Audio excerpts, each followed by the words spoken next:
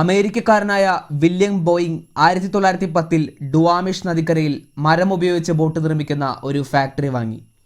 പിന്നീട് ഈ ഫാക്ടറിയാണ് ബോയിങ്ങിൻ്റെ വിമാനങ്ങൾ നിർമ്മിക്കുന്ന ഫാക്ടറിയായി മാറിയത്. ബോയിങ് കമ്പനി തുടങ്ങിയിട്ട് 2016-ൽ 100 വർഷമായി.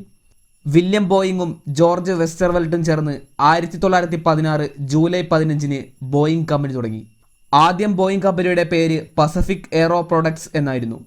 വെള്ളത്തിലൂടെ ടേക്ക് ഓഫ് ചെയ്യുന്ന 2 പേർക്ക് മാത്രം യാത്ര ചെയ്യാൻ സാധിക്കുന്ന ഒരു എഞ്ചിൻ മാത്രമുള്ള വിമാനമായിരുന്നു ബോയിങ് കമ്പനി ആദ്യമായി നിർമ്മിച്ചത്.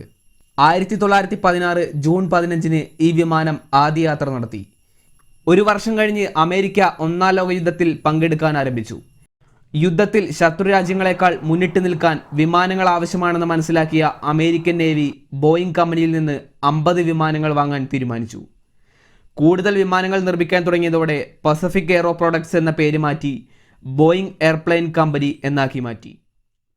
ഒന്നാം ലോക മഹായുദ്ധം അവസാനിച്ചതോടെ ബോയിങ്ങിൻ്റെ യുദ്ധവിമാനങ്ങൾ ചിലവാകാതെ വന്നു. അതോടെ പ്രതിസന്ധിയിലായ ബോയിങ് കമ്പനി ഫർണിച്ചറുകൾ വരെ നിർമ്മിച്ചു വിൽക്കേണ്ട അവസ്ഥയിലേക്കെത്തി. കുറച്ചുനാൾ കഴിഞ്ഞ് ബോയിങ് സാധാരണക്കാർക്ക് യാത്ര ചെയ്യാൻ സാധിക്കുന്ന കൊമേഴ്ഷ്യൽ എയർക്രാഫ്റ്റുകൾ നിർമ്മിക്കാൻ തുടങ്ങി. ബോയിങ് കമ്പനിയുടെ ഗതി തന്നെ ഇത് മാറ്റിമറിച്ചു.